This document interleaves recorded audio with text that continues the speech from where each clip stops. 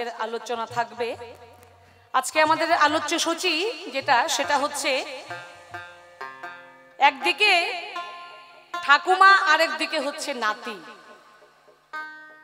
ঠাকুমা আর নাতি আজকের আমাদের বিষয়বস্তু। নাতি হচ্ছে অনাদিরাদি ভগবান শ্রীকৃষ্ণ আর ঠাকুমা হচ্ছে যোগমায়া বড়াই বুড়ি। কেমন? যোগমায়া বড়াই বুড়ি আর সঙ্গে ভগবান শ্রীকৃষ্ণ অনাদিরাদি সেই আমাদের দয়াল প্রভু। তাহলে এই যে নাতি আর ঠাকুমার সম্বন্ধটা খুবই একটা মধুর সম্পর্ক, তাই না? যদি দাদু গত হয়ে যায়, ঠাকুমার যত মনের দুঃখ কষ্ট যা কিছু প্রয়োজন সেটা কিন্তু একমাত্র নাতিকেই বলতে পারে, তাই না? স্বামীর পরে নাতির জায়গাটাই কিন্তু সেখানে থাকে, কারণ সব কথা ছেলে বৌমাকে মেয়ে জামাইকে বলা যায় না, একমাত্র বলা যায় নাতি আর নাতিনের কাছেই, তাই না? তো তাই এত সুন্দর মধুর সম্পর্ক। ঠাকুমার নাতি এক বিছানায় শুয়ে ঘুমাতেও পারে, দুজন দুজনকে জড়িয়ে ধরে থাকতেও পারে, তাতে কোনো কিন্তু অসুবিধা নাই, তাতে কোনো কলঙ্ক নাই, কোনো বদনামও নাই, নাকি? তো এমন হচ্ছে আজকে আমাদের আসরের সম্বন্ধটা, বুঝতে পারলেন? যেহেতু আমি মেয়ে ছেলে মানুষ, তাই ওই ঠাকুমার ভূমিকাটা আমি পালন করতে চাই। আর আমার বিপক্ষে সরকার তিনি একজন যেহেতু তত্ত্বজ্ঞ, শাস্ত্রজ্ঞ, তত্ত্বতর্যায় পারদর্শী একজন কবি সরকার এবং একজন বিখ্যাত বাউল শিল্পী যার নাম সুশীল বিশ্বাস মহাশয়। তো যেহেতু একটা গুণী মানুষকে পেয়েছি, তাই উনাকেই আজকে আমি ভগবানের ভূমিকায় রাখছি, মানে শ্রীকৃষ্ণের ভূমিকায় রাখছি। সম্বন্ধে আজকে আমার নাতি, আমি উনার ঠাকুমা আর উনি হচ্ছে আমার নাতি।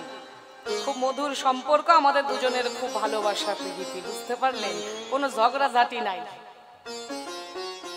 তো এত সুন্দর মধুর একটা সম্পর্ক আমাদের। এবার যেহেতু আমি আগে আসরে এসেছি, ঠাকুমার ভূমিকায় আমি যাচ্ছি, গিয়ে উনার কাছে কিছু জিজ্ঞাসা রাখবো, মানে আমার নাতির কাছে কিছু জানতে চাইব। যা করে যাব জিজ্ঞাসা উনি সুন্দরভাবে করে যাবেন খোলাসা। আশা রাখছি জবাবের কিছু উনি অভাব রাখবেন না। তাহলে নাতি আর ঠাকুমার পালাটা কি করে শুরু করছি আর কোথায় দাঁড়িয়ে জিজ্ঞাসা রাখছি, একটু মনোযোগ সহকারে সকলের শোনা চাই। তবে সেই আমাদের অনাদিরাদি ভগবান শ্রীকৃষ্ণ যা আমরা শাস্ত্রে পাই, একটু নাকি কালো দেখতে, তাই না? দেখতে নাকি একটু কালো। তো আমার বিপক্ষে সরকারও কিন্তু সেই রকমই, ধলা না, ওই গেরুয়া বসন পইরা চোখ মুখ ঢাইকা রাখছে, দেখা বোঝা যাচ্ছে না।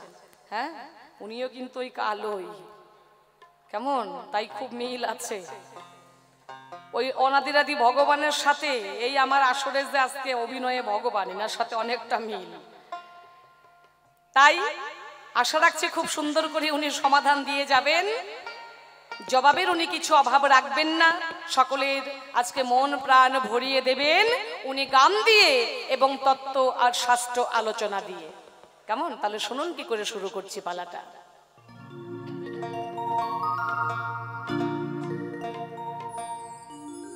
আমি যোগমায়া যোগেশ্বরী গো, ও গো সভাতে জানা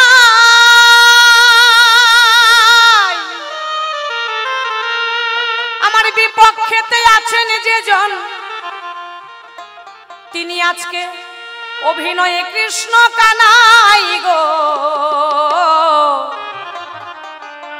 যোগমায়া যোগেশ্বরী গো, সভাতে জানাই বিপক্ষেতে আছেন আমার শ্রীকৃষ্ণ কানাই গো। যোগমায়া যোগেশ্বরী গো,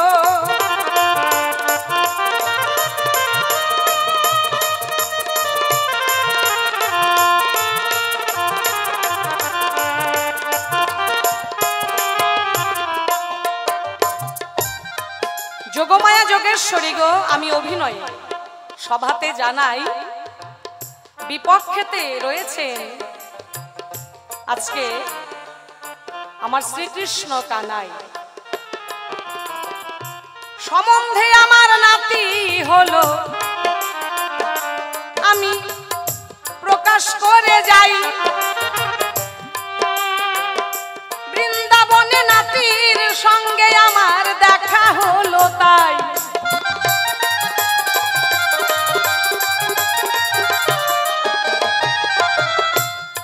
নাতির সঙ্গে অনেকদিন পর দেখা হয়ে গেল। তাই আমার নাতির সঙ্গে কিছু আলাপ শুরু হলো। অনেকদিন পর দেখা নাতির সঙ্গে, তাহলে অনেক কথাই থাকতে পারে, তাই না? তো সেখানেই নাতির কাছে আমি জিজ্ঞাসা করি, তাই নাতি তোমার কাছে মনের কিছু কথা আজকে আমি প্রকাশ করতে চাই, কিছু জানতে চাই। এই যে তোমার দাদুর সঙ্গে আমার এত ভালোবাসা ছিল, এত প্রীতি ছিল, সে এখন আমার কাছে নাই। মনে অনেক দুঃখ, আমি কার কাছে জানাই? জানানোর আমার আর কোনো মানুষ নাই। তবে নাতি তোমার কাছে আমি সেই দুঃখটা বলতে পারি, তাই সেই দুঃখ অন্যের কাছে বলার উপায় নাই। কিন্তু নাতি তোমার কাছে দুইটি কথা আমি জানিবারে চাই। সূক্ষ্ম সূক্ষ্ম জবাব দিবে নাতি, যেন আমি শুনতে পাই।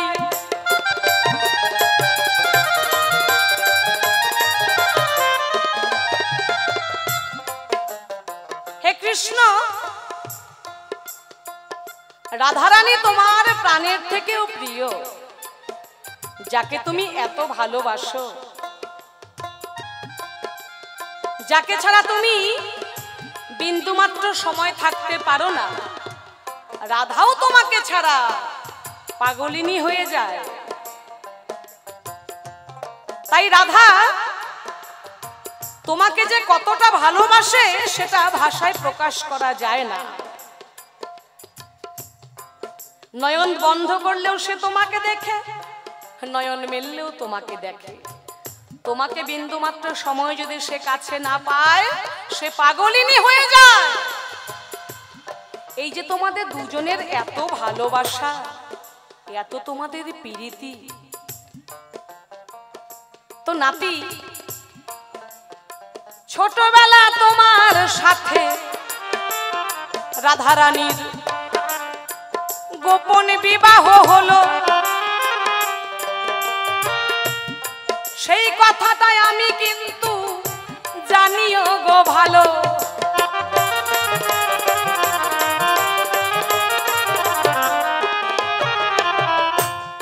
ছোটবেলা ভান্ডির বনে তোমার সঙ্গে রাধারানীর গোপন বিবাহ হয়েছিল। তুমি একদিন রাধাকে বললে, রায় আমি তোমাকে খুব ভালোবাসি, তুমিও আমাকে খুব ভালোবাসো, তাই রায় আমি তোমাকে বিয়ে করতে চাই। এবার রাধা বলছে,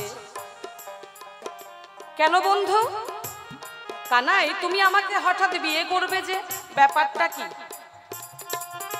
ভালোবাসো ঠিক আছে, আমিও তোমাকে ভালোবাসি, তাতে তো কিছু অসুবিধা নাই, কিন্তু বিয়ের প্রস্তাব কেন দিচ্ছ কানাই? আবার বলছে, শোনো রায়, আমরা যে দুজন দুজনকে ভালোবাসি, তাই আমরা স্বামী স্ত্রী হতে চাই, আমাদের তাহলে কেউ আর ছাড়াছাড়ি করাতে পারবে না। হ্যাঁ, তাই আমি তোমাকে বিয়ে করতে চাই, কিন্তু দেখো তোমাকে যে আমি বিয়ে করব, এটা কিন্তু খুব গোপনে থাকবে, এই কথা যেন আর কেউ জানতে পারে না, বুঝতে পারলে রাধা? এটা কিন্তু আর কাউকে বলা যাবে না। রাধা তখন মনে মনে চিন্তা করে, কৃষ্ণ তো কথা ভালোই বলেছে, খারাপ তো বলে নাই, কিন্তু কৃষ্ণ আবার খুব দুষ্টু, এর কথার আবার মাঝে মাঝে ঠিক থাকে না। তাই আজকে আমাকে বিয়ে করবে, যদি কালকে আবার অস্বীকার করে, বলাও তো যায় না। তো বিয়ে যেহেতু করবে ঠিক আছে, কোনো অসুবিধা নাই, কিন্তু একা একা বিয়ে করা যাবে না। বলছে কানাই, বিয়ে যে তুমি আমাকে করবে বন্ধু, আমাদের তো বিয়ের আবার একটা পুরোহিত মশাই লাগবে, তাই না? বলছে হ্যাঁ, সে তো তুমি ঠিক বলেছো, তাহলে একজন পুরোহিত আমাদের বিয়েতে কিন্তু চাই, সেই পুরোহিত মশাই তোমার আমার বিয়েটা করাবে। বলছে ঠিক আছে। সেই পুরোহিত মশাই ছিল, আবার সাক্ষীও রাধা কিন্তু রেখেছিল কৃষ্ণকে না জানিয়ে, যাতে কৃষ্ণ কোনোদিন অস্বীকার করতে পারে না। তাই কৃষ্ণ, সেই ঘটনা তোমার কাছে আমি করলাম বর্ণনা, রাধার সঙ্গে তোমার ছোটবেলা গোপনে বিয়ে হয়েছিল কিনা। এবার ছোটবেলার যে বিয়ে, তোমাদের যে স্বামী স্ত্রীর সম্পর্ক দুজনের, আর এখন যখন তোমরা বড় হয়েছো, রাধাকে তুমি তোমার কাছে রাখতে পারলে না। ও নাতি, রাধাকে তুমি দিলে আয়ানের ঘরে আধি। ও বাবা, আধি দেওয়ার ব্যবসা আপনারা করেন না? ছাগল গরু জমি টমি আধি দেন? হ্যাঁ, আধি দেন। এই আধি দেওয়ার ব্যবসা কৃষ্ণ খুব ভালো জানে। তাই কৃষ্ণ কি করেছে জানেন? ওই রাধারানীকে আয়ান ঘোষের কাছে আধি দিয়েছে। আবার কিন্তু আধা ভাগ নিতে ভুল করে না। যখন রাধার কথা মনে পড়ে, ওই যমুনার কুলে গিয়ে কদম ডালে দিয়ে হাতে বাঁশি ধরে, বাঁশি ধরে যখন রাধা রাধা বলে ডাকে, রাধার ঘরে থাকতে পারে না, ছুটে চলে যায় সেই যমুনার কুলে কিনা। তোমার কাছে আমি এখানেই জানতে চাইব, কানাই, কেন করলে এই ঘটনা? রাধাকে তুমি এত ভালোবাসো, রাধা তোমাকে এত ভালোবাসে, এত ভালোবাসা তোমাদের মধ্যে থাকার পরেও তুমি কেন রাধাকে দিলে আয়ানের ঘরে? আয়ানের ঘরে তুমি কেন দিয়েছো? এই আয়ান ঘোষ আগের জন্মে কে ছিল, কি পুণ্য করেছিল যে রাধাকে সে দাপর যুগে তার ঘরের ঘরুণী হিসাবে পেয়েছিল? তোমার কাছে আমার জিজ্ঞাসা রইল। আর রাধারই বা কি অপরাধ ছিল যে সে তোমাকে হারিয়ে আয়ানের ঘরে তাকে দিন কাটাতে হলো? ব্যাপারটা কি নাতি? এই তোমার ভাব নমুনা আমি কিছু বুঝতে পারি না। তার ঘটনাটা কি একটু করবে তুমি বর্ণনা? এইখানেতেই কেমন আবার আমরা ঘটনা দেখতে পাই, রাধাকে আয়ানের কাছে দিয়েছিল কৃষ্ণ, কিন্তু দেখেন একটু ফাঁক রেখে গেল। তাই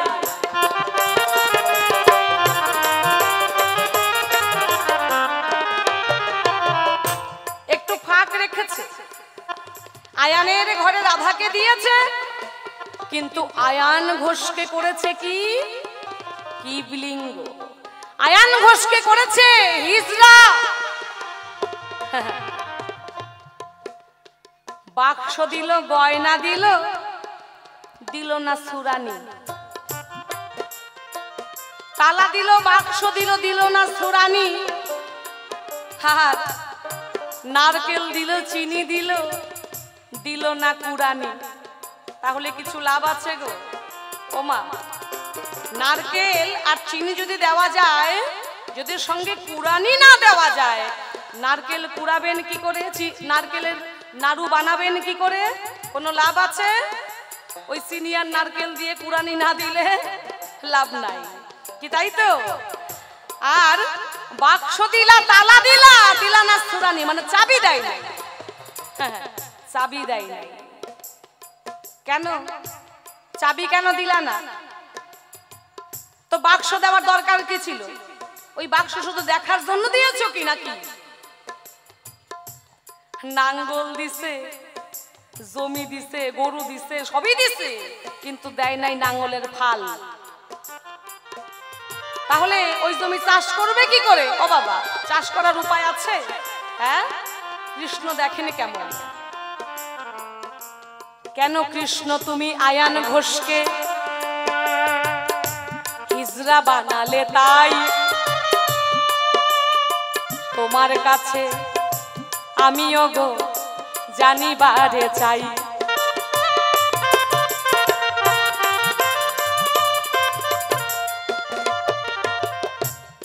রাধারি বা কি অপরাধ ছিল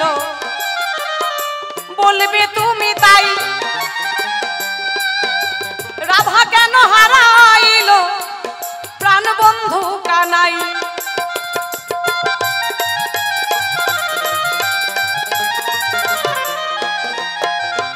রাধা কেন কৃষ্ণ হারা হলো তার কারণটা কি? আর তুমি আয়ানের ঘরে রাধাকে দিয়ে তুমি কি জীব শিক্ষা দিয়ে গেছো? ও বাবা, আপনাদের যাদের যাদের ঘরে বউ আছে, আস্তে, আপনাদের যাদের যাদের ঘরে বউ আছে, যদি অন্য কোনো মানুষ এসে বলে আপনার বউটাকে 2 দিনের জন্য আমাকে দেন, তো কেউ দেবেন? কে দেবেন একটু হাত তুলেন তো, আমি একটু দেখতে চাই। ও বাবা, কেউ দিতে পারবেন? একটু হ্যাঁ না কিছু বলবেন তো, নাকি বউকে দিয়ে দিবেন? হ্যাঁ দিবেন? দিবেন না। বউ এমন জিনিস, বউকে দেওয়া যাবে না। হ্যাঁ, দরকার হয় একে খুন করে ফেলবো। তাই বর্তমানে আমরা মাঝে মাঝে ফেসবুকে দেখতে পাই, ওই বউ স্বামী বাড়িতে থাকে না, কাজে কর্মে চলে যায়, বউয়ের সঙ্গে ওই পাশের বাড়ির ছেলের একটু ইন্টু মিন্টু হয়ে গেছে। তাই এবার যখনই বন্ধু বাড়িতে এলো, ঠিক সেই সময় স্বামীও ঘরে ফিরে এলো। এবার যখন হাতে নাতে ধরলো, ওই নাগর এসে আমার বউয়ের সঙ্গে ইন্টু মিন্টু করছিল, সঙ্গে সঙ্গে স্বামী কি করলো, একদম গলা কেটে দিল। কি এমন খবর পাওয়া যায় না? ও মা, দেখেন না ফেসবুকে, দেখা যায় না? দিদি ভাইরা দেখতে পাও না? তোমরা দেখতে পাও। তাহলে বউ একটা এমন জিনিস, বউ ভাড়া পাওয়া যায় না, বউ আবার ধর্মও হয় না। তাই দেখবেন বাবা মা ভাই বোন মাসি পিসি দিদি জামাই বাবু সবই ধর্ম হয়, কিন্তু বউ কিন্তু ধর্ম হয় না। যদি এরকম ধর্ম বউ হইতো, অনেক মানুষের অনেক সুবিধা হইতো, তাই না? হ্যাঁ, কিন্তু এইটা কিন্তু এখনো হয় না। ধর্ম বউ পাওয়া যায় না। আর বউ একটা এমন জিনিস, বউকে কারোর সঙ্গে ভাগ করা যায় না, না স্বামীকে ভাগ করা যায়, না বউকে ভাগ করা যায়। কিন্তু আমার কৃষ্ণ কানাই, আমার নাতি দেখেন কেমন নিজের বউ রাধা তাকে দিয়েছে ওই আয়ান ঘোষের ঘরে বাধা রেখে গেছে। তাই কি কারণে আমি জানতে চাই, জবাব চাই, জবাব দাও নাতি। আমার মনে বড় আজকে কথা, বড় আজকে জ্বালা। এতদিন পর তোমার সঙ্গে হয়ে গেছে আমার দেখা, আজকে কিন্তু ছাড়াছাড়ি নাই। আমি জবাব চাই, তুমি জবাব দাও। কেন তুমি রাধাকে আয়ান ঘোষের ঘরে বাধা রেখেছো, বন্ধক দিয়েছো, তার কারণটা কি? এই পর্যন্তই রাখলাম জিজ্ঞাসন, একটু ভালোভাবে তুমি করবে পূরণ। যোগ মায়া আমার বিপক্ষে, যোগ মায়া গেছে আমারে কানাইও বানায় রে, সাধু গুরু বৈষ্ণব গণে রে।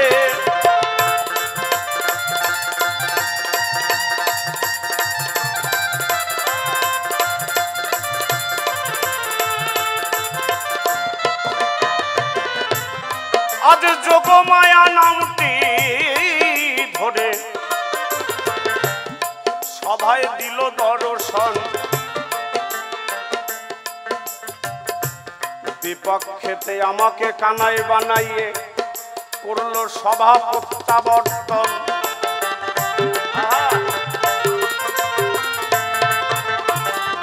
সভাখানাকে ছেড়ে গেছে, উনি নাম ভূমিকায় আজ যোগমায়া। উনি যা পরিচয় দিয়েছে তাতে বুঝতে পারলাম উনি কৃষ্ণের ঠাকুমা।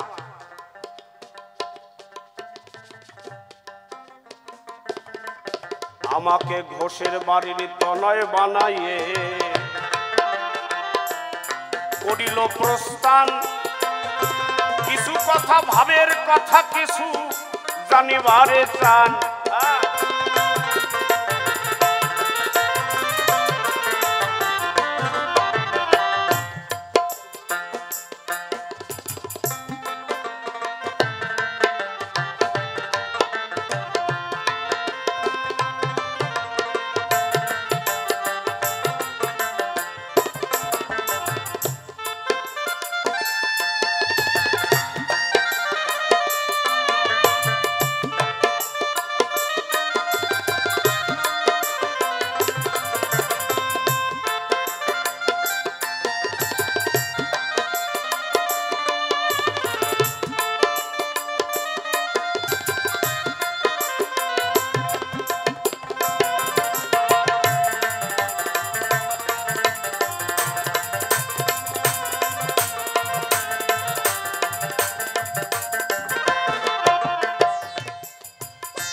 এই শিবের জয়া শঙ্করী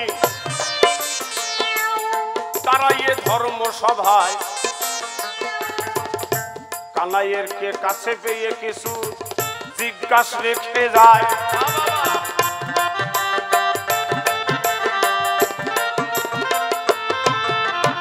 ওর প্রথম জিজ্ঞাসা, শুনেছি গোপন বাসরে রাধারানীর সঙ্গে তোমার বিবাহ হয়েছিল বাল্য বয়সে।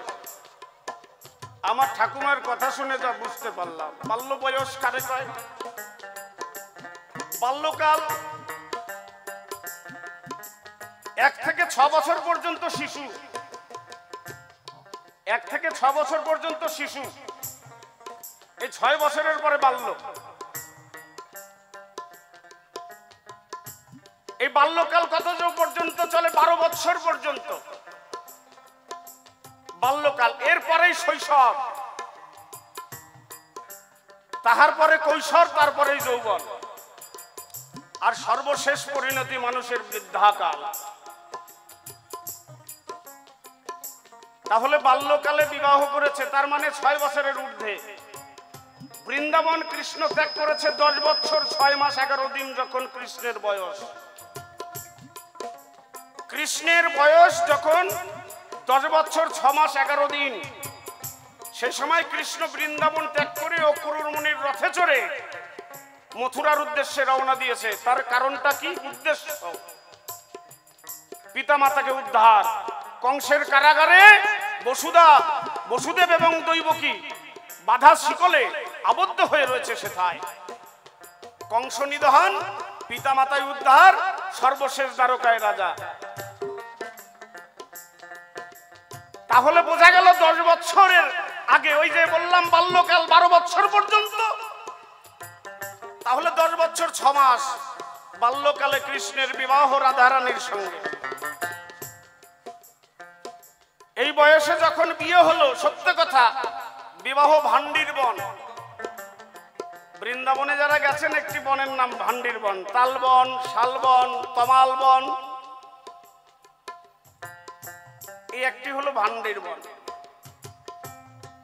এই ভান্ডির বনে বিবাহ হলো। এর পুরোহিতত্ব করেছিলেন স্বয়ং ব্রহ্মলোকের ব্রহ্মা, নারদের পিতা। বিবাহ সম্পন্ন করে, ও প্রশ্নটা খুব চমৎকার। আবার আপনাদেরকে হাত দেখিয়ে জিজ্ঞাসা করেছে, আপনারা কেউ বউ আদি দেন নাকি?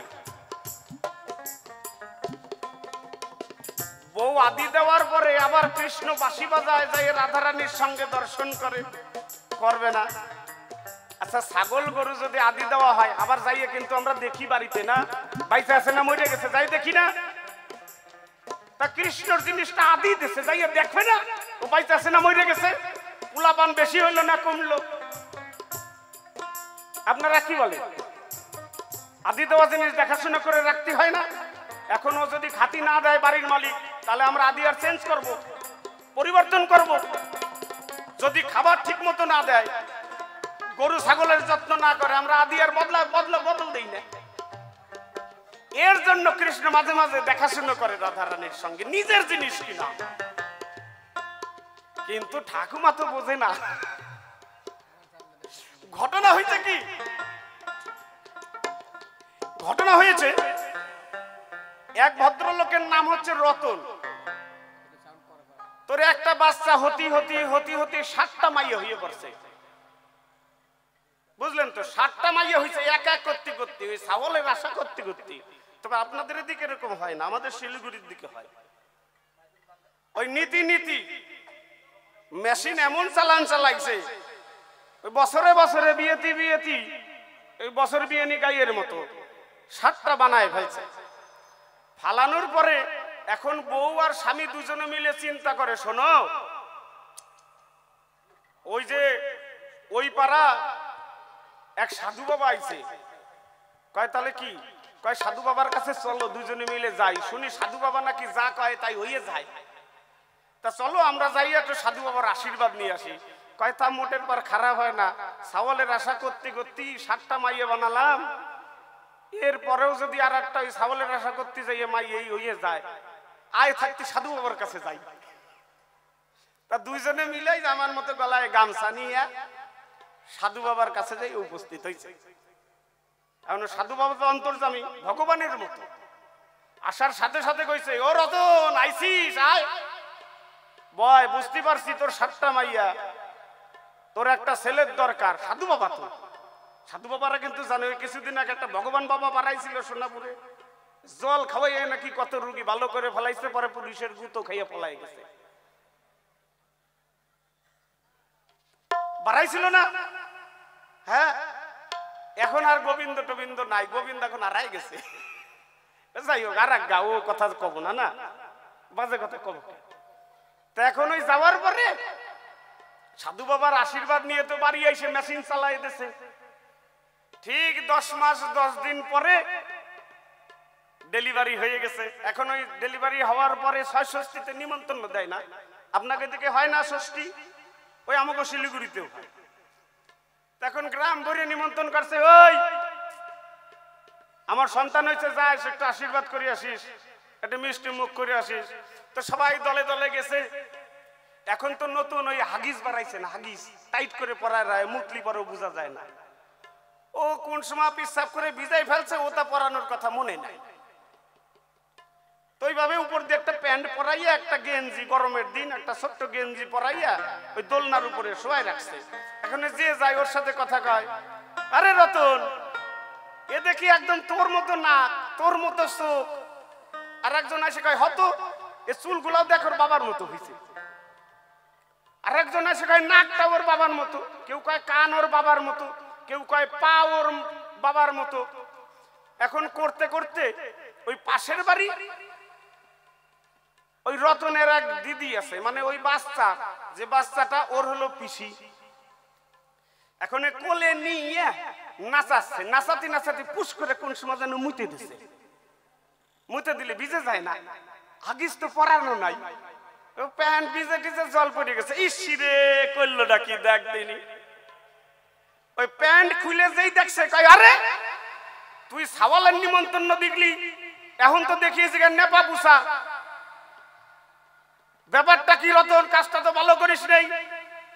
কয় শোন, তোরাই না কলি, ওর চোখ আমার মতো, কান আমার মতো, হাত আমার মতো, পা আমার মতো, মাথা আমার মতো, চুল আমার মতো, একটা জায়গা নয় ওর মার মতো হয়েছে, তাতে দোষ কি?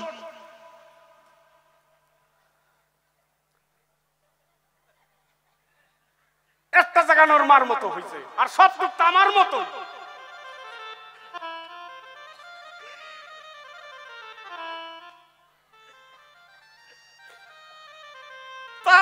আমার জিনিসটা আমার মতোই হবে না। ওর জন্য বৃন্দাবনে যখন ওই ঘটনা ঘটলো, আমার যখন মনে পড়ে আমি বাঁশি বাজাই, ও কাম ফেলাই আমার জিনিস আমার কাছে ছুটে আসে। এখানে কি আমার দোষ? আপনারা কি বলেন, এর মধ্যে আমার দোষ আছে? আমার জিনিস আমার কাছেই আসবে তো, কোম্পানি আমার। বললো আচ্ছা তাহলে তুমি দিলা তো আয়ান ঘোষকে হিজড়া বানাইলে কে? শোনো, হিজড়াকে হিজড়া বলতে হয় না, চিচি, ওটাকে একটা শুদ্ধ ভাষা আসে, ওটা একটা ক্লিব লিঙ্গ, তাই না? ওটাকে হিজড়ে বলা যাবে। এখন ওটাকে থার্ড জেন্ডার বলে ভারত সরকার ঘোষণা করেছে। তুমি ওইভাবে হিজড়ে বলে অপমান করো না। ঘটনা হয়েছে কি, এই যে আয়ান ঘোষের যে অবস্থা আপনারা জানেন, যখন ত্রেতা যুগের ঘটনাটা আপনারা জানেন না? সীতা যখন রাবণ রাজা চুরি করে নিল, রাখলো কোথায়? অশোকবন। এই অশোকবনের পাশেই আমাদের বঙ্গোপসাগর, জানেন তো? তার সঙ্গেই যুক্ত ভারত মহাসাগর। এই সাগরের পাশে লঙ্কা, রাবণ রাজার ভবন অবস্থিত। কথা বলছে, অসুবিধা না হচ্ছে না তো? নইলে আমি গানের সুরে বলবো, কথাই বলি না, তাহলে শুনতে ভালো লাগবে। এখানে লবণ সাগরের মৃত্তিকা দিয়ে যখন সীতা চুরি হয়ে গেল, সীতা অশোক বনে, অশোক, সেখানে শোকাহত হলেন রামের প্রতি। তখন কি করলেন? ওই সাগরের মাটি দিয়ে একটা রামের মূর্তি তৈরি করলেন। মূর্তিটা কি রামের, আচ্ছা, মূর্তি তো আপনারা দেখেছেন, আমরা পূজা করি না, আমরা তো সনাতন ধর্মের মানুষ। আচ্ছা, চোখ বানায়, নাক বানায়, কান বানায়, মুখ বানায়, সব কিছু বানায়, ওই নিচের জিনিসটা কি বানায়? তো সীতাও বানাইছে, কিন্তু ওই নিচে যেটা ওর কাজে লাগবে সেটা বানাই নাই। কাজের জিনিস সব জায়গায় সব জিনিস বানাইছে, ওই কাজের জিনিসটা খালি বাদ হইছে। এইবার তো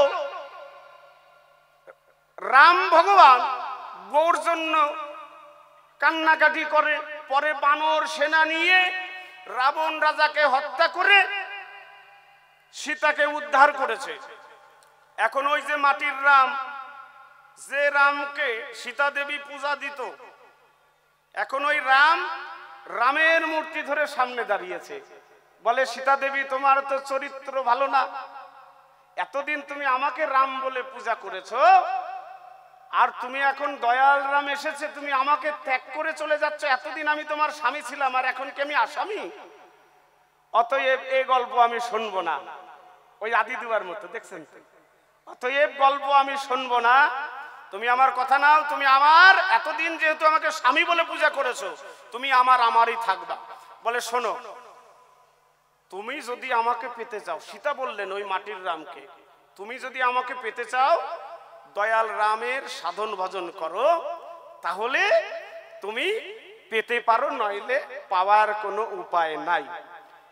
এই যে মাটির রাম, সেখানে আহুতি দিলেন, আহুতি দিয়ে পুরাকালে জন্ম নিলেন সুতপা ব্রাহ্মণ রূপে। নাম কি? সুতপা ব্রাহ্মণ, মনে রাখবে না? সুতপা ব্রাহ্মণ হয়ে 7 জন্ম ধরে তপস্যা করেছে শ্রীহরির। শ্রীহরির সাধনা করে, হরি আসে, বলো ভক্ত তোমার কি চাই? বলে আমার তো অন্য কোনো বাসনা নাই, তোমার বাদিকে যে বসে থাকে আমি তোমার ওই বউটা চাই। এখন হরি করে বর্ণনা, বউ তো দেওয়া যাবে না। এইভাবে 7 বার 6 বার এসেছে, 6 বার চলে গেছে, বউ দেব না। এখন স্বর্গধামে বসে, গোলকধামে বসে লক্ষ্মী দেবী কয়, এত বছর ধরে সাধনা করতেছে, তা ও যা চায় ভগবান তুমি দিতে পারো না? এখন নারায়ণ করে বর্ণনা, ও যা চায় তা তো দিতে পারি, কিন্তু দেওয়া তো যায় না। কয় যা চাই, এইবার যদি তুমি যাও, ও যা চাইবে তুমি তাই দিয়ে দিবা। নারায়ণ লক্ষ্মীকে জিজ্ঞাসা করলো, তুমি বলতেছো তো ও যা চায় তাই দিয়ে দেবো? কয় হ, দিয়ে দাও, তুমি আর ঘুরে আইসো না। এবার সুতপা ব্রাহ্মণ আমাকে ডেকেছে, আমি গিয়েছি, ভালো ভক্ত তোমার কি চাই? বলে তোমার বউ চাই। আমি কই বউ তো দেব না। ওপর থেকে দেবী করে বর্ণনা, ও যা চাই দাও, এবার আর তুমি রিটার্ন আইসো না, ও যা চাই দিয়ে দাও। আমিও তথাস্তু করে বললাম, ঘোষণা তুমি এ জন্মে পাবা না, আগত দাপর যুগে তোমার ঘরে যাবে। এইবার এই সুতপা ব্রাহ্মণ মরে আয়ান ঘোষ হয়েছে। আচ্ছা, ওই যে মাটির রাম যে বানিয়েছিল, ওর কি মদনটা সীতা বানাইছিল? সেই সময় বানাইছিল? বানায় নাই। এই মাটির রাম যখন জন্ম নিয়েছে, ওর তো সবকিছু আছে, কিন্তু মেশিন গান নাই। কারগিল যুদ্ধে পাঠাইলে গুলি খেয়ে মরে যাবে, কাউরে গুলি করতে পারবে না। অতএব এখানে আমার দোষ নাই। আমার দোষ আছে বাবা? এখানে আমার কোনো দোষ নাই। যার জিনিসটা দরকারে লাগবে সে যদি না বানায়, তাহলে তুমি দোষ দাও কেন আমায়? ঠাকুমা তুমি বোঝো নাই? এই দোষটা একমাত্র রাধারানীর লাগবে, রাধারানী বানায় নাই। ওই খামতি পূরণ করতে এর জন্য আমাকে আসতে হয়েছে অবনীতে, নইলে আমার আসার কোনো দরকারই ছিল না। যার জিনিসটা লাগবে সে বানায় নাই, ওই জায়গাটা পূর্ণ করতে হবে। তো জমিতে চাষ না দিলে ফসল হয়? হবে বাবা, ফসল হবে, চাষ দিতে হবে, ভালো করে পাকা চাষি হতে হবে, তাহলে জমিতে বীজ বপন করলেই ভালো ফসল হবে। আর ভালো ফলন হলে জমির উর্বরতা বাড়বে, সে জমির দাম বেশি। অনুর্বর জমির দাম কম। কৃষক যারা অনুর্বর জমি কেনে না তারা।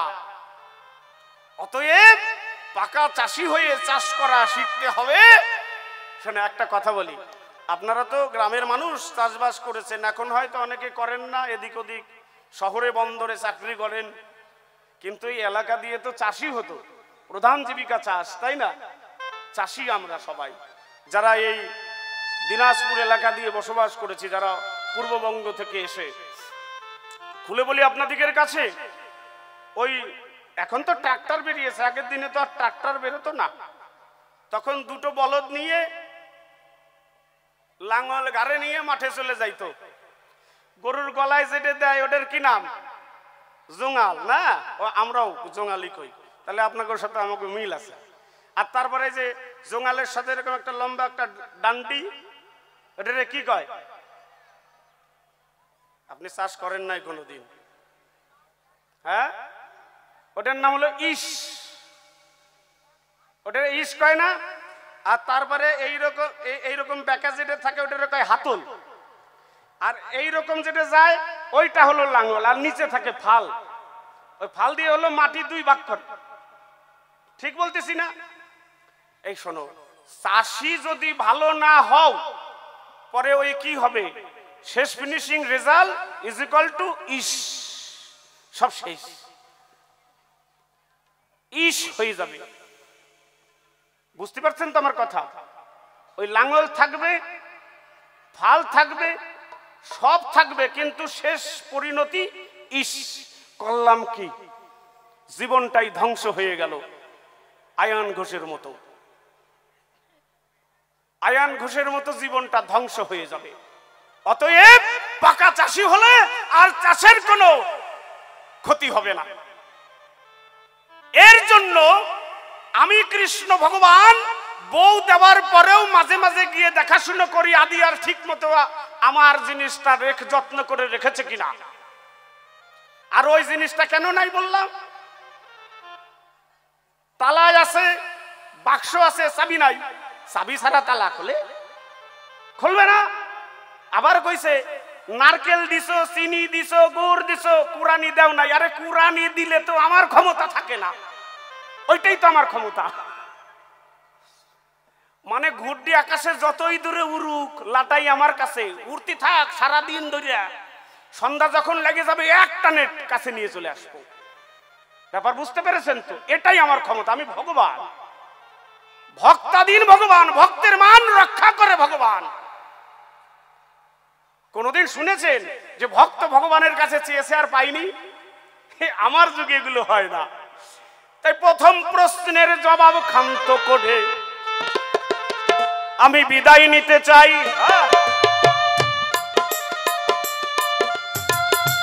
আর একটা প্রশ্ন সভা মাঝে প্রাণ করিয়া যায়।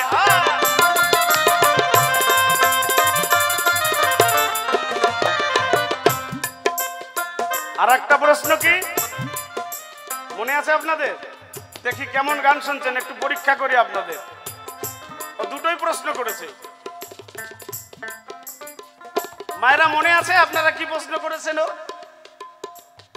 তাহলে কি আমি ফাঁকি দিয়ে যাব? গান তো শুনতেছেন না।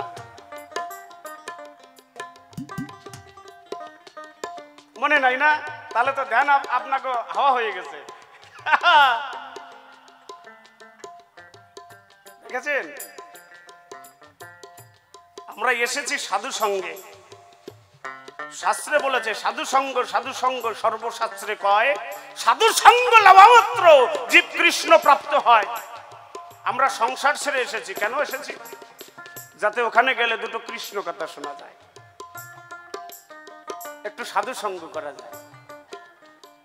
কিন্তু এখানে এসেও আমাদের বাড়ির টান, আরে গরুটা মাঠে খাইছে কিনা, কেউ আনছে কিনা,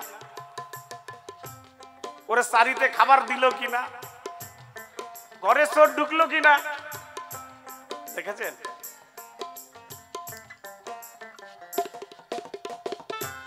আমরা সাধন ভজন করব কোন প্রকারে?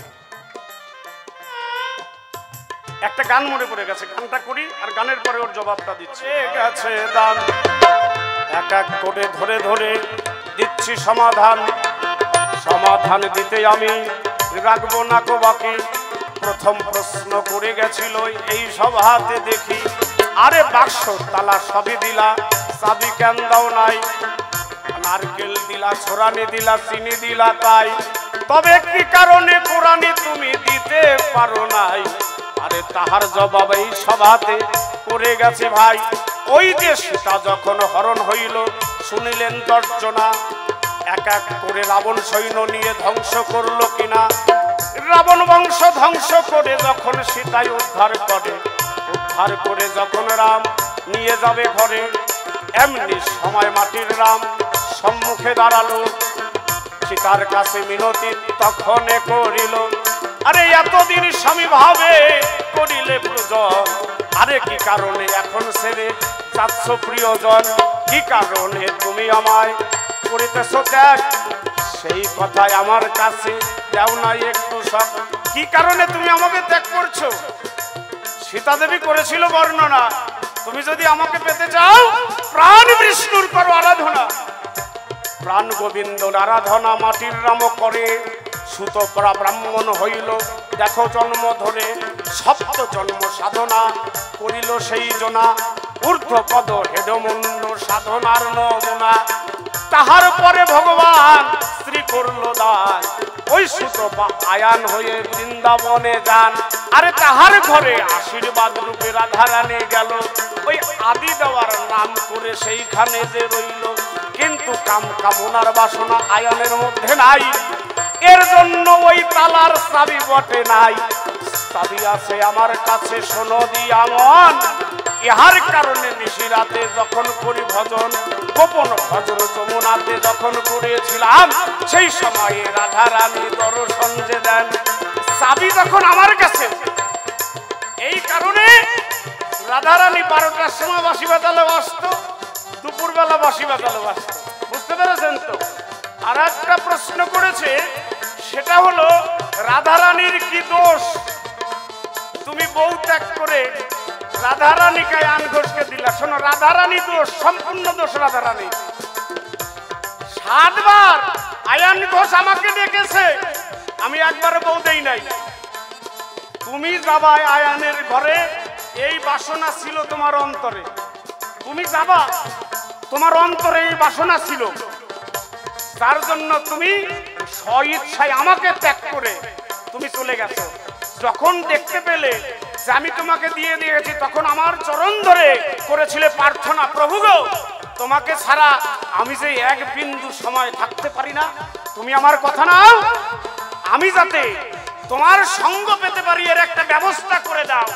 আমি তখন রাধারানীকে করেছিলাম বর্ণনা, শোনো তুমি আয়ানের ঘরে থাকবা, কিন্তু ভজন সাধন করার জন্য তোমার মনোবাসনা পুরাইতে আমি কৃষ্ণ নটবরে, তুমি আমার কথা নিও, আমি তোমার সাথে সাথে বৃন্দাবনে জন্মগ্রহণ মাত্রই প্রবেশ করে তোমার মনোবাসনা পূর্ণ করব। এই কারণে আমি বৃন্দাবনে গিয়ে রাধারানীর সঙ্গ করেছিলাম প্রদান। এই পর্যন্ত করে ক্ষান্ত বিদায় নিতে চাই। তারপরে কিবা কথা আমার ঠাকুমায় কয়, সেই কথা নিয়ে আমি সভাতে দাঁড়াবো। আরে আমার মনের কথাগুলি খুলিয়া বলিব। এই পর্যন্ত প্রশ্নপত্র করলো জিজ্ঞাসন, মনের মতো ভাবের কথা করলাম সমাপন। আচ্ছা, আমি কি ওকে দুটো প্রশ্ন করতে পারি? আমি কি ওকে দুটো প্রশ্ন করতে পারি? যদি বলেন করব, নইলে আমার ইচ্ছা নাই। ঘটনা হচ্ছে, আজ আমার সঙ্গে যার গান, যোগমায়া শিবের ঘরণী, আদ্যাশক্তি মহামায়া, ইনি হলো যোগ মায়া। ইনি কি করেন? যোগ সূত্র তৈরি করেন। কিসের দ্বারা? মায়ার দ্বারা। মায়া বোঝেন তো? মায়া বোঝেন না? এই যে যোগ মায়া, যোগ তৈরি করেন কিসের দ্বারা? মায়ার দ্বারা। ব্যাপারটা বুঝেছেন? তাহলে এই যে যোগ মায়া, আমি যতদূর জানতে পাই, যোগমায়ার স্বামী ধরায় বাইছে নাই। বুঝতে পেরেছেন? যোগমায়ার স্বামী বৃন্দাবনে বেঁচে নাই, কিন্তু ওনার চেহারা ছবি দেখে ওনারা বিধবা বলে মনে হয় না। হ্যাঁ, ওনার চেহারা ছবি দেখে ওনার বিধবা বলে মনে হয় না। আচ্ছা, বিধবা যারা আপনারা জানেন তারা সাদা থানের কাপড় পরে না মা? বাবারা পরে না? ও মা, বিধবা যারা সাদা থানের কাপড় পরে না, মানে লাল রং সেখানে ব্যবহার বর্জিত, লাল রঙের ব্যবহার সেখানে করা যাবে না। কিন্তু যোগমায়ার ছবি যারা দেখেছেন, যেখানে বুড়ির পুজো হয়, এই সামনে দোল পূর্ণিমা বুড়ির পুজো হবে, দেখবেন চেহারা ছবি ওনার সাদা শাড়ির মধ্যে লাল পাড়, তার মানে উনি বিধবা না। ঠিক আছে না বাবা? ওনার এক হাতে শাখা আছে, আর এক হাতে শাখা নাই। যে হাতে শাখা নাই সে হাতে লোহার খারু আছে। ভালো করে লক্ষ্য করে দেখবেন, যে হাতে শাখা নাই ডান হাতে শাখা পরে, ডান হাতে শাখা পরে, এখানে লোহার খারু নাই। আর বাঁ হাতে শাখা নাই, সেখানে লোহার খারু আছে। তাহলে তোমার লাল পেরে শাড়ি, সাদা বসন, এদিকে তোমার স্বামী পাইছে নাই, টিকিট কাটছে, রিজার্ভেশন কমপ্লিট। আমার একটু জানার বিষয়, ও ঠাকুমা, তুমি বিধবা না সধবা না অধবা না দবদবা? এতগুলা কইলাম না? আচ্ছা, বিধবা কারে কয়? যাকে স্বামী মরে যায়, সাদা পোশাক পরিয়া লোহা খারু সব ফালাই দিয়া সিঁদুর বর্জিত করে, সিঁদুর পরে না তারা, তাকে বিধবা কয়। আর সধবা, সধবারা কপালে সিঁদুর পরে, হাতে শাখা পরে, পলা পরে, সিঁথিতে সিঁদুর পরে, এরে সধবা কয় না? ঠিক বলছি তো? এরে সধবা কয়। আর অধবা কারা? ওকে স্বামী আছে কিন্তু দেখাশোনা করে না। আছে না এরকম মানুষ দেশে? স্বামী পাইছে আছে কিন্তু দেখাশোনা করে না, টেপির মারে নিয়ে পলাইছে, এখন টেপির মার সাথে থাকে। তাহলে ওনার স্বামী পাইছে আছে, থাকে আর একজনের সাথে। ইনি হলো অধবা মানুষ, ওনার দেখার কেউ নাই, মানুষের বাড়ি কাজ করে আর খায়, এরে কয় অধবা। আর একটা হলো দবদবা। দবদবা একদম পরিষ্কার, নেপা বুসা, ওনার আগে পিছে কোনো টান নাই, এরে কয় দবদবা। সাদা বসেন পরে ঘুরে বেড়ায়, ওনার আগে পিছে কোনো টান নাই, যেখানে রাত সেখানে কাজ। আর এই চার প্রকারের যে ডেফিনেশন রয়েছে, আমি একটু ঠাকুমার কাছে জানতে চাই, তুমি কোন পর্যায়ে পড়ো? কারণ তোমার স্বামী টিকিট কেটে রিজার্ভেশন ফাইনাল করে চলে গেছে, কিন্তু তোমার কপালে কপালে সিঁদুরের ফোঁটা নাই, কিন্তু সিঁথিতে সিঁদুর আছে। কথা বুঝে নিয়েন, সিঁথিতে সিঁদুর আছে, এক হাতে শাখা আছে, এক হাতে নাই। সাদা পোশাক পরেছো, স্বামী মরে গেছে বুঝলাম, কিন্তু লাল পাড়, তার মানে স্বামী বাইচে আছে, তার মানে তোমার মধ্যে ভেজাল। ও ঠাকুমা, আমার কথা নিও, এ ভেজালে সংসার তুমি ছেড়ে দাও। নাতি সওয়াল বাইচে আছে, নাতিরে নিয়ে সংসার করো, পরিষ্কার হয়ে যাও, আর নালে এর একটা উচিত জবাব দাও। কি হয়? নাতিরে নিয়ে সংসার করো, আর নালে উচিত জবাব দাও। তোমার এত রকম কে? এই হলো এক নম্বরের জিজ্ঞাসা। আরো করবো? করবো? দেই তাহলে আর একটা বসান। ও দেখেন মাথা ঘুরিয়ে না পালায় যায়। আর এক নম্বরের প্রশ্ন, প্রশ্নপত্র এইরকম, এই যে যোগমায়া যোগেশ্বরী, আমার মনে হয় ওই আমার ঠাকুরদা মরার পরে ওনার আরো কোনো কানেকশন আছে। কি কন? আমি যতদূর শুনতে পাই উনি একা মা গোসাই, কিন্তু ওনার 5 জন স্বামী বর্তমান। স্বামী কয়টা? 5টা। ওনার স্বামী হলো 5টা। তা আমি একটু তোমার কাছে জানতে চাই, এই যে তোমার 5টা স্বামী, জীবিত অবস্থায় তুমি শতবার বেশ পড়েছো, কিন্তু যদি একটা স্বামী মারা যায় তাহলে তুমি বিধবা, সধবা, না অধবা, না দবদবা? ব্যাপার বুঝেছেন? এই যোগমায়ার হলো 5 জন হাজবেন্ড, মানে 5 জন স্বামী। আমি একটু জানতে চাই, এই 5 জন স্বামী দ্রৌপদীর মতো 5টা স্বামী দ্রৌপদীর ছিল না? কয়টা? 5টা। যুধিষ্ঠির, ভীম, অর্জুন, নকুল, সহদেব। এই দ্রৌপদীর ছিল 5টা।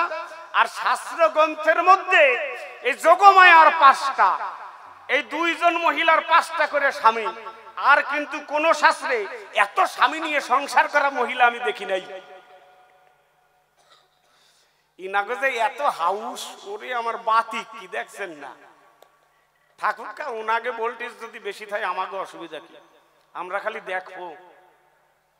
তো এবার আমি একটু জানতে চাই, এই তোমার 5টা স্বামীর নাম কি? তুমি কার সংসার কতদিন করেছো? এই 2য় নম্বরের জিজ্ঞাসা এই পর্যন্ত রয়ে গেল। 50 মিনিট বাকি আছে, তুমি 20 মিনিটের মধ্যে জবাব দিবা। আর তারপরে দুজনে মিলে মিলন গিয়ে আজকের আসরটারে তছনছ করব।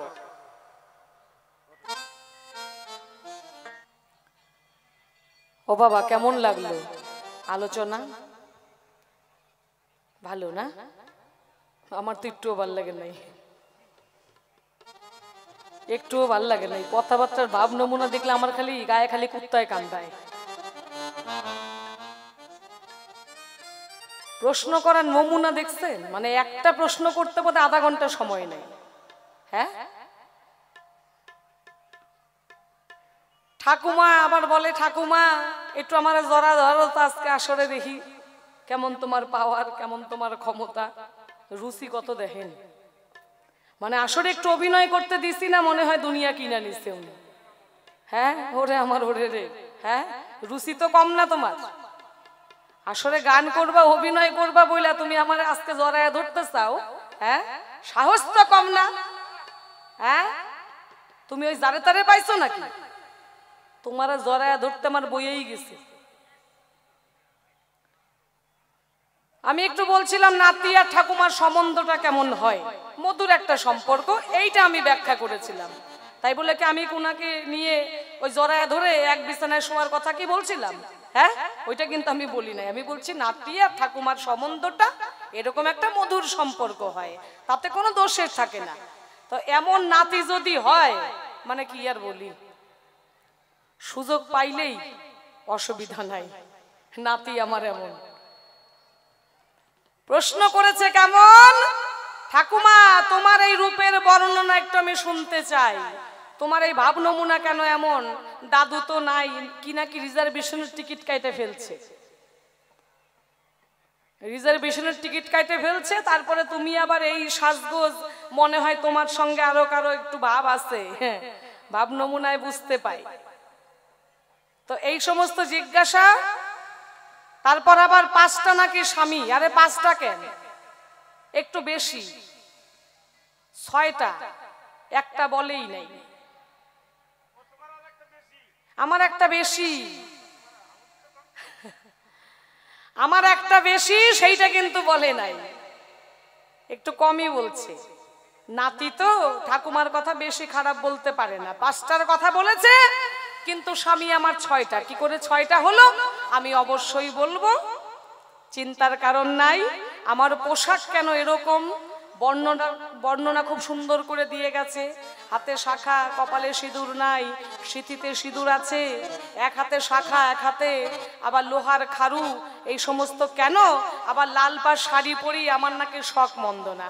ও মা, বুড়া হইলে কি মন বুড়া হয়? বয়স হইলে কি মনটা বুড়া হয় কারো?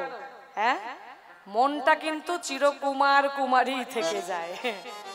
বয়স বাড়ে কিন্তু মন তো আর বুড়া হয় না। তাই মন আমার একদম বুড়া হয় নাই, মন এখন একদম চাঙ্গা, অসুবিধা নাই। অবশ্যই আমার আদরের বিলাই রে, তোরে গরম দুধ খাওয়াই,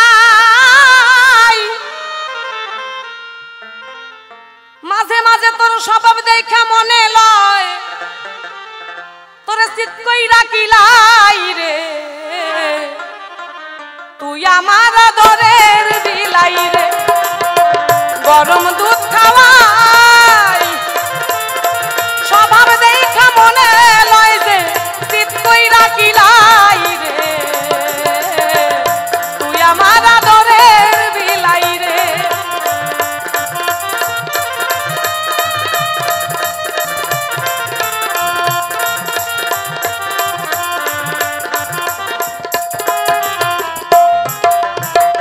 ওরে আমার আদরের নাতি রে তোর মনে এত শয়তানি হ্যাঁ এত শয়তানি যখন রাধার সঙ্গে দেখা করতে পারে না তখন আমার কাছে ছুটে যায় কিনা গিয়ে বলে ও ঠাকুমা একটু দেখা করাও রাধার সাথে আর বাঁচি না রাধার বিরহে প্রাণ বুঝি যায় যেভাবেই হোক একটু দেখা করাও তখন এই বুড়ির দরকার পড়ে হ্যাঁ আজকে আমি বুড়ি হয়ে গেছি নাকি আরেকবার যদি আমার কাছে গিয়ে বলে ও ঠাকুমা একটু রাধার সঙ্গে দেখা করাও আমি বলবো আমি আর পারবো না ওইরকম নাতিরে এরকমই শাস্তি দিতে লাগে কিনা কাজের বেলায় কাজী কাজ পুরাইলে বলে পাজি হ্যাঁ যখন দুইজন দুজনের জন্য পাগল হয়ে দেখা করতে পারে না তখন ছুটে যায় আমার কাছে রাধাও গিয়ে কয় একটু দেখা করাও না কৃষ্ণের সাথে তখন আমার দরকার পড়ে আর যখন দুইজনে মিলে যায় আমি দুধে মিশে যায় আমি আঠি গড়াগড়ি হয়ে গড়াগড়ি খাই বুঝলে আমের আঠির মতো তখন আর আমাকে চেনে না আমার কাছে বলে গেছে আমি শুনতে পাই সাদা শাড়ি পরি আমি শাড়ির মধ্যে কেন লাল পাড় দেখা যায়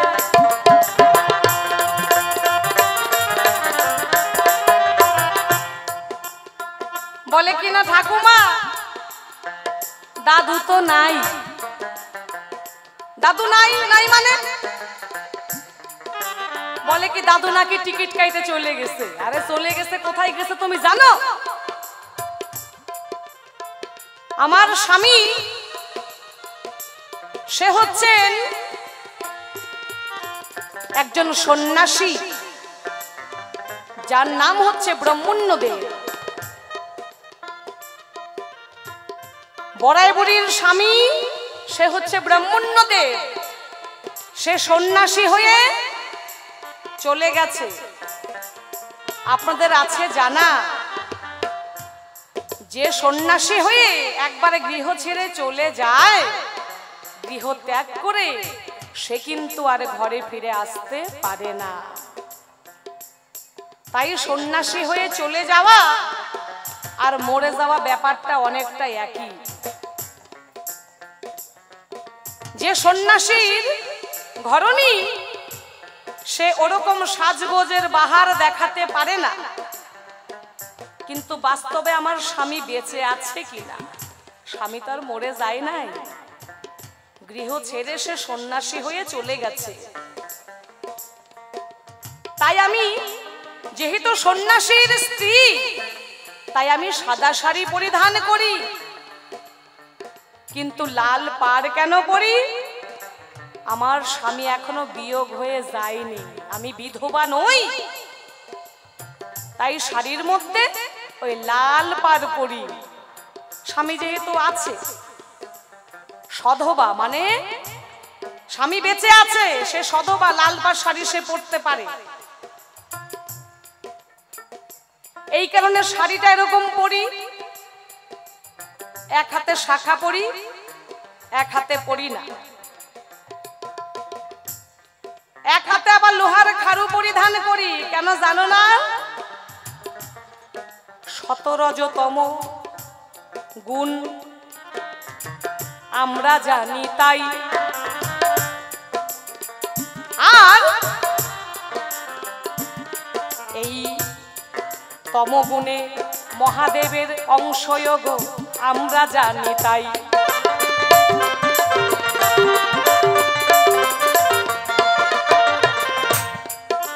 তাই আমি মহাদেবের উদ্দেশ্যে, মানে মহাদেব হচ্ছে আমার স্বামী, যোগমায়া বড়াই বুড়ি, দুর্গার আরেক রূপ হচ্ছে বড়াই বুড়ি রূপ।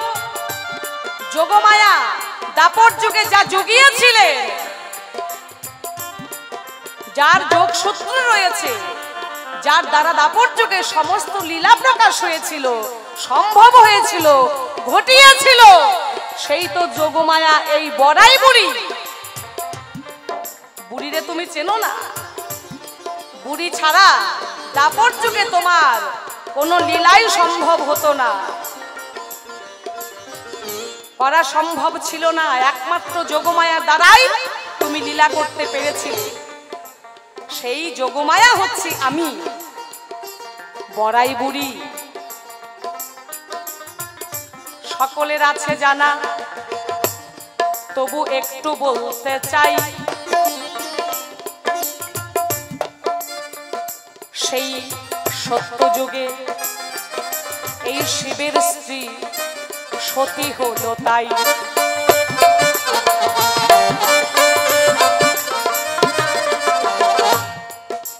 সতী মহাদেবের সাধনা করতে করতে মহাদেবকে স্বামী করে পেয়েছিলেন। দক্ষ রাজার কন্যা সতী, সকলের আছে জানা। মহাদেবকে স্বামী করে পেয়ে সে ভীষণ আনন্দিত, ভীষণ গর্বিত। আমার স্বামী দেবের দেব মহাদেব ভোলানাথ,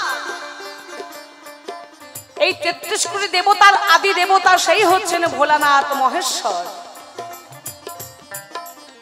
শিব ত্রিপুরারি। তাকেই যখন আমি স্বামী করে পেয়েছি, আমার পরম সৌভাগ্য। কিন্তু দক্ষ রাজা মেয়ে জামাই করে তাকে বিন্দুমাত্র পছন্দ করতেন না। কেন? মহাদেবে ছিল একটা দিন ভিখারি, শাস্ত্রে যাহা পাই। এই কারণে দক্ষ রাজা কিন্তু তাকে পছন্দ করে নাই।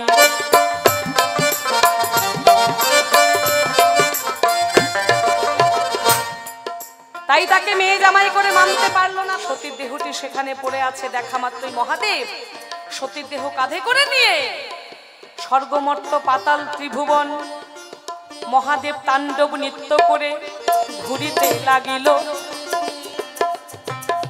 পৃথিবী টলমল করতেছিল, পৃথিবী ধ্বংস করে ফেলবো মহাদেব সিদ্ধান্ত করিল।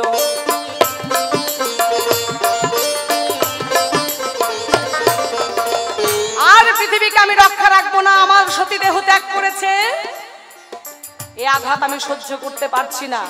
আমি পৃথিবীকে রক্ষা রাখবো না, ধ্বংস করে ফেলবো। সমস্ত দেবতারা সেখানে যারা ছিলেন তারা চিন্তিত হয়ে পড়েছেন, এবার কি উপায় করা যায়? মহাদেবকে কি করে এবার আটকানো যাবে? বিষ্ণুর হাতে যে চক্র ছিল, সেই চক্র দিয়ে সতীর দেহটিকে খণ্ড খণ্ড করে বিভিন্ন জায়গায় ফেলে দিয়েছিল। আর সতীর দেহ যেখানে যেখানে পড়লো সেখানে সেখানে তীর্থ হয়ে গেল। এইভাবেই হলো সতী দেহ থেকে 51 পীঠ তীর্থ। অবশেষে মহাদেব ঘুরতে ঘুরতে যখন হঠাৎ করে জ্ঞান ফিরে পায়, পাওয়া মাত্রই সতীর উদ্দেশ্যে সে আশীর্বাদ জানায়।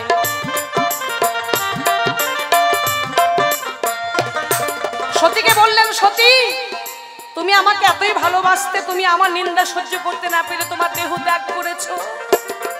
যাও সতী, আমি তোমাকে বর দিলাম, তুমি পরজন্মেও আমাকে স্বামী করে পাবে, এমনকি জন্ম জন্মান্তরে তুমি আমাকেই স্বামী করে পাবে। এই তোমাকে আমি আশীর্বাদ দিলাম, বর দিলাম। এই বড়াই বুড়ির প্রথম স্বামী কে? মহাদেব। সতী রূপে জন্মগ্রহণ করে বড়াই বুড়ির স্বামী করে কিন্তু মহাদেবকেই পেল। তারপরের জন্মে সতীয়োগ দুর্গা হয়ে জন্মগ্রহণ করল। সেই যুগেও মহাদেবকে স্বামী করে পেল।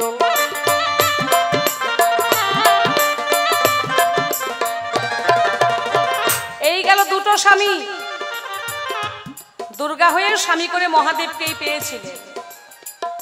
তারপরের জন্মে শ্রীকৃষ্ণের বোন হংসা রূপে দুর্গা জন্মগ্রহণ করলো। তাই সেই যুগে মহাদেব আবার দুর্বাসা মুনি হলো শাস্ত্রে যাহা পাই।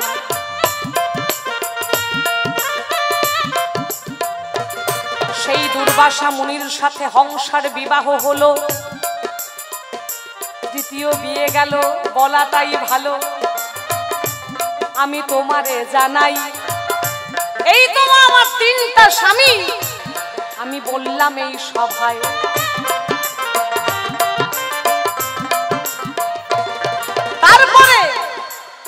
তারপরের জন্মে এই বড়াই বুড়ি আমি যোগমায়া তোমায় বলতে চাই। এই যুগে সেই মহাদেব আবার ব্রহ্মণ্যদেব রূপে জন্মগ্রহণ করেছিল, তোমার কি জানা নাই?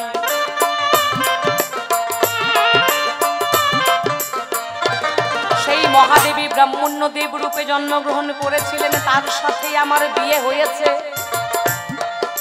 আমি সভাতে জানাই। এই তো আমার চারটা স্বামী, বললাম এই সভায়।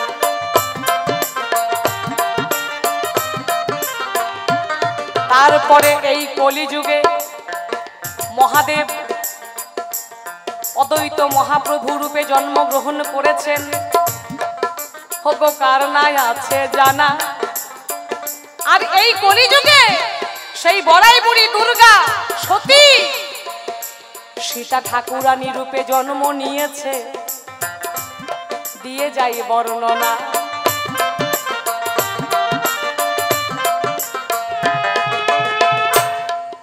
সেই অদ্বৈত মহাপ্রভুর সাথে সীতা ঠাকুরানীর কিন্তু বিবাহ হয়েছিল। শোনো নাতি আমি তোমারে জানাই, এই তো আমার পাঁচটা স্বামী, আমি সবাই বললাম তাই। আরো একটা স্বামী আছে আমার, শুধু আমার নয় সকলেরই আছে গো। এবার আমি বলিবারে চাই, এই যে আমার নাতি হইল জগৎ স্বামী, তার কথা কিন্তু আসলে আমার নাতি বলে নাই।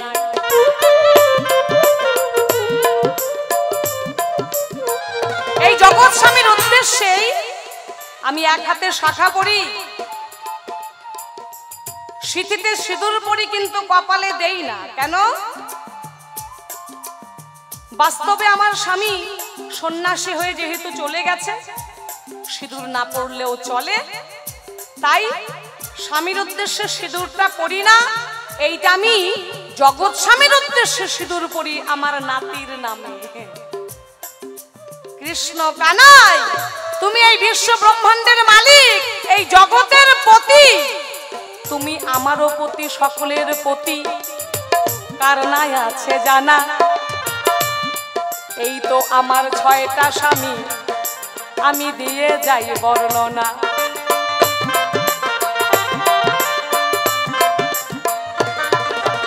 তাহলে আমার এই রূপ, এই সাজগোজ কেন? আশা করি সমাধান হয়ে গেছে কি বাবা? হয় নাই? হয়েছে?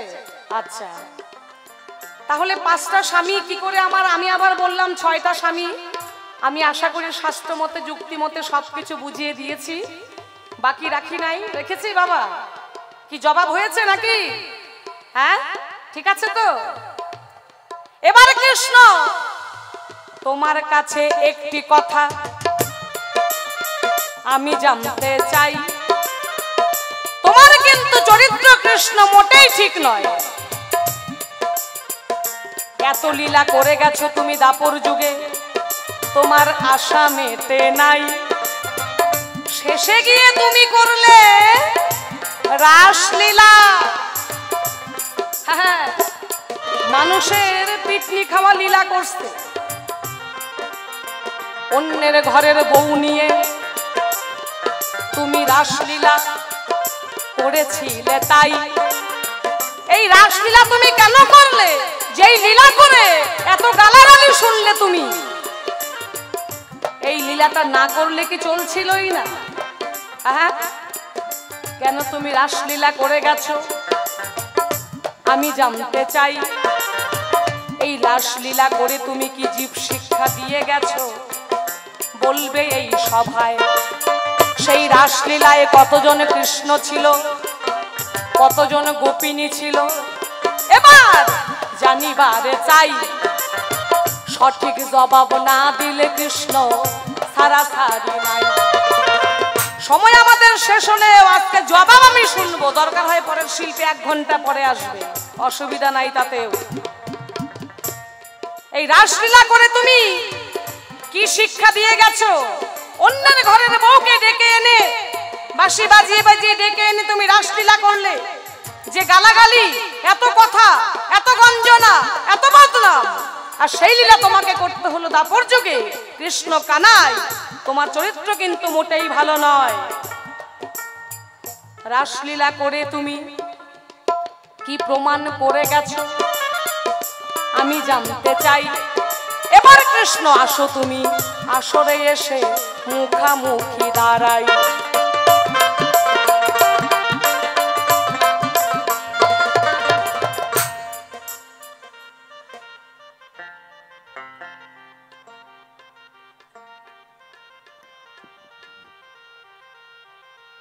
একটু রাসের কথা এবার একটু ভালো করে আমি জানতে চাইবো।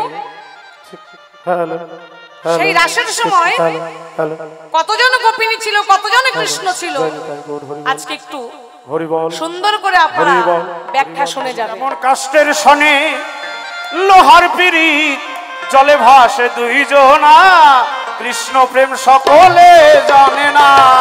যেমন কাষ্টের সনে লোহার পিরিত, জলে ভাসে দুইজনা, কৃষ্ণ প্রেম সকলে জানে না। এই শোনো শোনো ও ঠাকুমা, তোমারে জানাই, এই যে রাস তত্ত্ব জানতে চেয়েছো, বলার অনেক কিছুই আছে তাই। এই যে রাসর চক্রে 8 জন রাধা ছিল বর্তমান, 8 জন কৃষ্ণ গোবিন্দ হয়ে দেখো তাহার সঙ্গ দেন। আর এই 8 জন কৃষ্ণ বটে রাসর চক্রে ছিল মনমথ নাম। এই 8 জনের হইয়া বটে গেল। আর যাতে গোপিনী রাসের চক্রে ছিল, আরে সকলার সঙ্গে এক সময়ে কৃষ্ণ বাসনা পুরাইল। তাই মনোবাঞ্ছা পূর্ণকারী কৃষ্ণ স্বয়ং ভগবান। আর রাসের চক্রে দেখো স্বয়ং কৃষ্ণ হইল অধিষ্ঠান। এই তো তোমার জানার ছিল, করলাম সবার বর্ণনা, কৃষ্ণ প্রেম সকলে জানে না।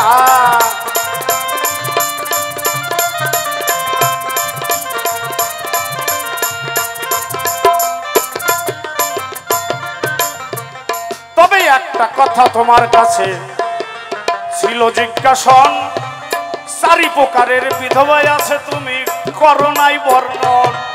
আরে কোনটার মধ্যে তুমি করো তাহার বর্ণনা, কৃষ্ণ প্রেম সকলে জানে না। ও সধবা, বিধবা, অধবা, ধবধবা, তাই তো? আচ্ছা আচ্ছা, কোনটার মধ্যে পড়ো? সধবা, বিধবা, অধবা, ধবধবা। এবার তুমি বুঝে নাও আমি কোনটার মধ্যে পড়ি। তোমার উদ্দেশ্যে আমি সিঁদুর পড়ি, তাহলে তুমি যেহেতু জগৎ স্বামী রয়েছো, তাহলে নিশ্চয়ই আমি মানবো না যে আমি বিধবা, নাকি? যেহেতু তুমি নিজে আছো স্বয়ং, তাহলে আমি তো বিধবা নই। এবার আমি কোন ধবা তুমি একটু ভালো করে বুঝে নিবা। শোনো শোনো, এই যে তুমি বললা না যে তুমি আমার জন্য সিঁদুর পরো, তাহলে তুমি আর তো ঠাকুমা নাই। ঠাকুমা আছে কি এখন? আর সম্পর্কে ঠাকুমা আছে, তাহলে উনি আমার সঙ্গে কি সম্পর্ক হয়ে গেল? আমি যদি উনার পতি, উনি যদি আমার জন্য সিঁদুর করে সম্প্রদান বা করেন গ্রহণ, তাহলে আমি হলাম পতি ভগবান, কি তাই না? অবশ্যই পতি ভগবান, কিন্তু তুমি শুধু আমার প্রতি না, সবারই প্রতি। ওই সবার প্রতি। হ্যাঁ। এইবার শোনো, ওই তোমার প্রশ্নের উত্তরে আমি এইখানে যাই, এর জন্য আমি ওইটুকু বাকি রাখছি। ওই যে তুমি বললা না রাত্রে 12টার সময় অন্য মানুষের বউ নিয়ে, আমি যদি সবার স্বামী হই তাহলে এই যে জাগো বাড়ির বউগুলো আমার কাছে আইছিল ওগুলো কার? ওই মানুষগুলোর না আমার? কি বলেন? ঠাকুমা বলেছে ওগুলো সব। আমি যদি জগৎ স্বামীর প্রতি হই তাহলে বউগুলো আমার না? তাহলে আমার বউ আমার কাছে আইছে, তোমারও তো পরে কে? তাই না? তোমার না না, আমার একদম পুরে নাই। তোমার কেন চলে? আমার একদম জ্বলে নাই। দেখবা জ্বলবা লুচির মতো ফুলবা।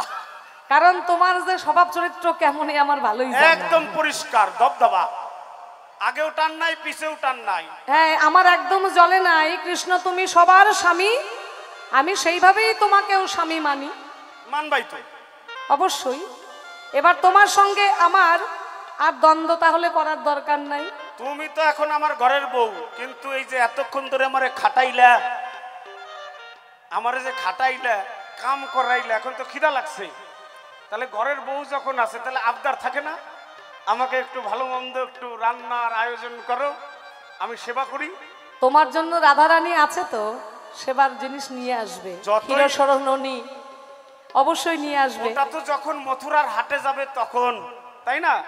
যখন মথুরার হাটে যাবে তখন রাধারানী ক্ষীরসর ননী, কিন্তু এখন তার রাধারানী আমার কাছে নাই। এখন যোগমায়া যোগ সূত্র করে আহারের ব্যবস্থা করো। তোমার কাছে আমার রইল নিবেদন, এখন তুমি আমায় করো সেবার আয়োজন।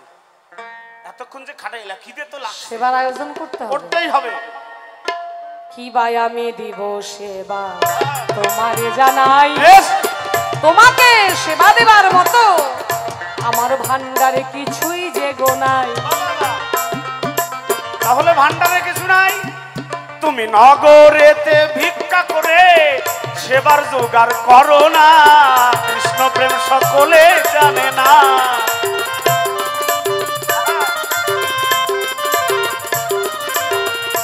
তোমার কাছে যখন নাই, তাহলে এই যে বৃন্দাবনবাসী তোমার সবাই মাসি আর পিসি, কাকা জ্যাঠা খুড়ো দাদা ভাই সবাই আছে, তুমি আমার কথা নিও। অন্তত পক্ষে নগরে বেরিয়ে ভিক্ষা করে আজ মনমথের সেবা দিবা, স্বামীর সেবার কিছু আয়োজন আছেন যত বৃন্দাবনবাসী, আমি জানাই নিবেদন, কিছু করে কৃপা ভিক্ষা করিবেন প্রদান।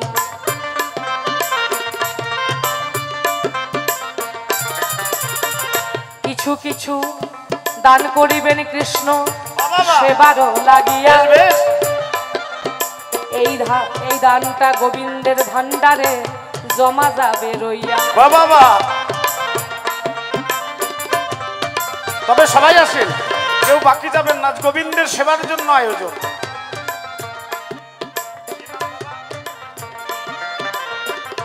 এই যে সতীশচন্দ্র সাহা বাবু 101 টাকা দিল, দানের সাক্ষী মা কালী আমার শ্মশানে হইয়া গেল।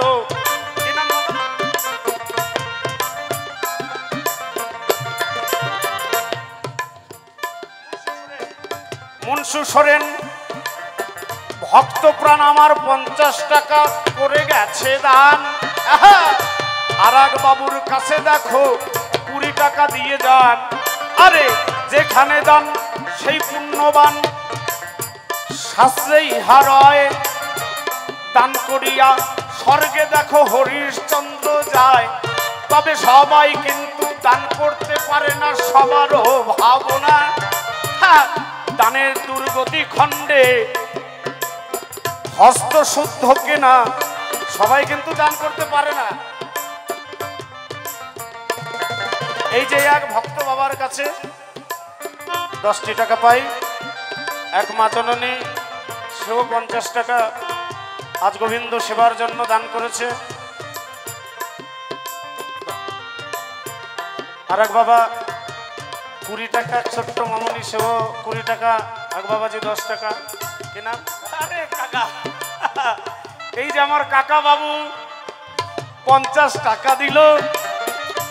দানের সাক্ষী প্রাণ গোবিন্দ সবাই রইয়া গেল। তবে ও হে আমার শিকন কালা, আমার কথা নিবা, আরে কাকা বাবুর জন্য একটু আশীর্বাদ দিয়া দিবা। আর শেষের দিনে তোমার কাছে যখনই দাঁড়াবে, আরে ভাঙ্গা তরি অনায়াসে যেন পারি দেবে। আসেন সবাই আসেন, কেউ ফাঁকি দিবেন না কিন্তু। যাহা যাহা দান করিবে হ্যাঁ, গোবিন্দের ভান্ডারে জমা যাবে রইয়া। বাবা এই দান আপনাদের পারের করি যাবে যে গো হইয়া।